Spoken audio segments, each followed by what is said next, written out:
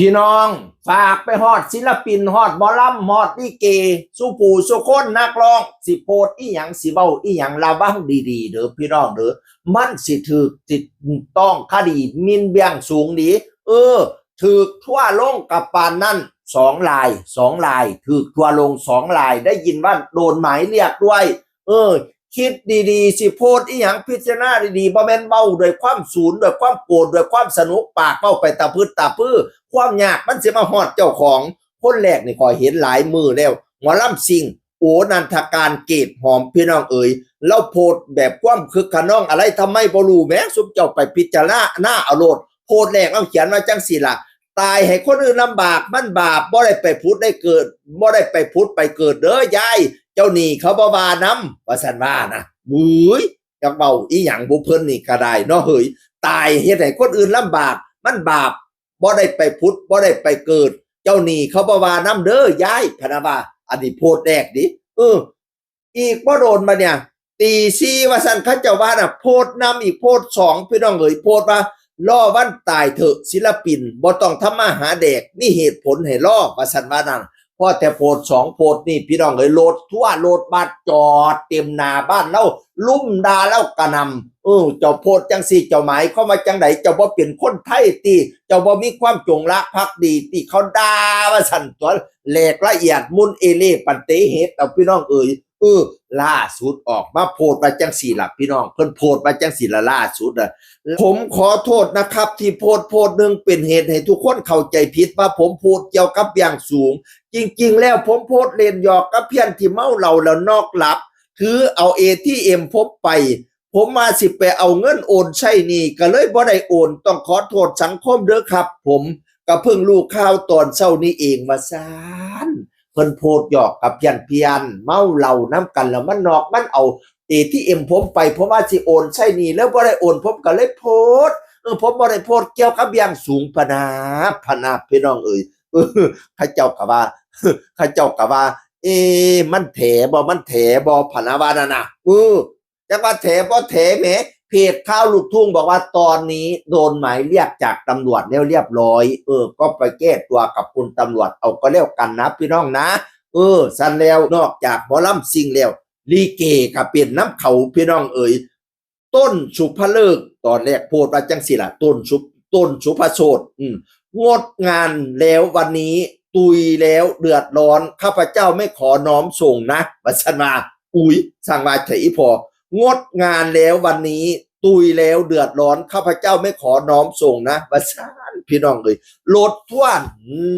ไปลงจอดหน้าบ้าน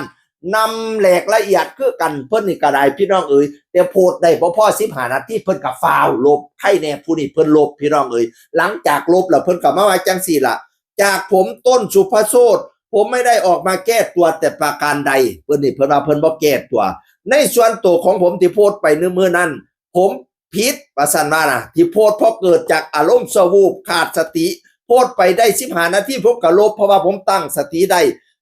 เหตุเพราะว่ามื้อนั้นนั่นมีงานแสดงยามมื้อเช้างานเตรียมอะไรทำให้เรียบร้อยเจ้าภาพเตรียมเรียบร้อยอุปกรณ์แสงสีเสียงเตรียมเรียบร้อยพ่อค้าแม่ขายเตรียมเรียบร้อยลงทุนกันตั้งร้านอะไรทำให้เรียบร้อยแล้วบัดนี้ทางเจ้าภาพท่านก็จะให้เล่นนะแต่ติดที่ผู้ว่าราชการจังหวัดมาสั่งให้งดว่าซั่นว่านะผมก็เลยสงสารคนที่เขาลงทุนลงแรงเตรียมการเตรียมงานอะไรทำไมไปเบิดสิ้นแล้วก็เลยเกิดจากอารมณ์ชั่ววูบผมก็เลยโพสต์ไปหลังจากนั้น15นาทีผมก็ลบปันมาแต่ที่เป็นประเด็นเพราะว่าคนน่ะไปก๊อปเอารูปที่ผมโพสต์แล้วก็แห่กันแชร์ไปมันก็เป็นเรื่องใหญ่เรื่องโตนาผมสาดเสียเทเสียไปต่างๆนานาทั้งที่ไปรูปที่ไปที่มานำรูปผมไปลงถ้าเกิดความเสียหายโดยไม่ถามเลยว่าเกิดอะไรขึ้นทั้งนี้เป็นเพราะขาดสติไปถึงได้โพสต์แล้วก็ตั้งสติได้ก็ลบผมไม่ได้ดูหมิ่นหรือไม่ได้เคารพสถาบันแต่ยอมรับว่าขาดสติในการโพสต์ไม่ใช่กลัวกระแสวิพากษ์วิจารณ์แต่อย่างใดว่าซั่นว่าเนื่องจากว่าขาดสติใน